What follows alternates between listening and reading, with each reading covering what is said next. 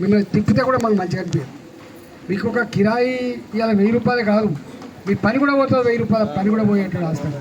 అంటే వచ్చినప్పుడల్లా 2,500-3,000 రూపాయలు ఖర్చు పెట్టుకునే పరిస్థితి టెన్షన్ ఉంది. కాబట్టి ఈ లిఫ్ట్లది ఒకటి, ఈ ఎస్టీపీ 2, మూడవది అన్నిటికంటే ముఖ్యమైనది తాగనీళ్ళు 3.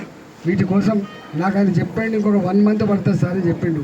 నేనన్నా ఎక్కడైనా మిగిలితే ఇటుకల్లో ఒక టెంపరీ పైపులను ఏవా, ఎందుకంటే వర్షాకాలం కాబట్టి. ఎండాకాలంలో అయితేనేమో నీళ్ళ సమస్య ఎక్కువ ఉంటుంది, వాడకం కూడా ఎక్కువ ఉంటుంది. వర్షాకాలంలో ఇంత వాడకం ఉండదు కాబట్టి కొంత ఎక్కడ సేవింగ్ చేసి కొంత డైవర్ట్ చేయి. ఆ ఫారెస్ట్ పర్మిషన్ ఇప్పుడు దిక్కుమల వచ్చేంత వరకు అని చెప్పినాం. ఇవాళ 3 గంటలకు మళ్ళీ ఒక మీటింగ్ పెట్టినా, మళ్ళీ కలెక్టర్తో కూడా మాట్లాడి ఏదైనా చేసే పని చేస్తా అని చెప్పి మీకు మాటిస్తున్నాం.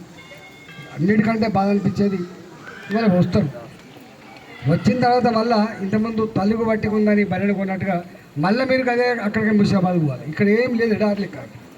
నేను చాలా ఇక్కడ చూసిన దూరం ఇసిరేసినట్టు కట్టబడ్డ డబుల్ బెడ్రూమ్ ఇళ్లల్లో ఉన్నవాళ్ళు ఇవాళ ఏదో డీసీఎం వస్తుంది, ఏదో ఆటో వస్తుంది, వాడిని ఎక్కించుకొని పోయి ఎక్కడో అడ్డ మీద కూలీగా పనిచేయడము, లేకపోతే ఏమైనా వ్యవసాయ పనులు ఉంటే పత్తి తినడానికి పోవడమో, లేకపోతే చిన్న చిన్న పనులకు పోతున్నారు.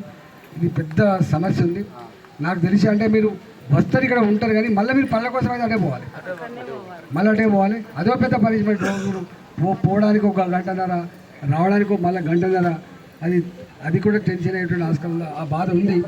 ఏది ఏమైనప్పటికీ కూడా ఇక్కడ తుర్కపల్లి ఉన్నది, ఇక్కడ తుర్కపల్లి కంపెనీలతో మాట్లాడి మీకు తగ్గట్టుగా పని ఉంటే కూడా మాట్లాడే ఒక మీటింగ్ పెట్టి ఏర్పడింది. కంపెనీ యజమాని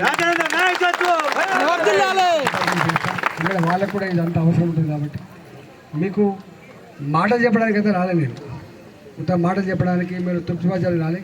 తప్పకుండా ఉన్నంతలో జల్దీ చేసే ప్రయత్నం చేస్తే, ఎందుకంటే మంత్రి లేడు ఇక్కడ, ఎవరు లేరు, పట్టించుకుంటూ లేడు, పట్టించుకున్న నాదులు లేడు. కాబట్టి ఉన్నంతలో నేను ఒక్కనే ఉన్నా. ఇప్పుడు నేను మా లీడర్లు కూడా వచ్చిండ్రు, మా విక్రమరెడ్డి గారు వచ్చిండ్రు, మా బుద్ధి శ్రీనివాస్ గారు వచ్చిండ్రు, అందరు పట్టుకొచ్చిన మా సోషల్ గారు వచ్చిండ్రు, మా లీడర్ స్థానిక నాయకులు కూడా గిరి అందరు వచ్చిండ్రు.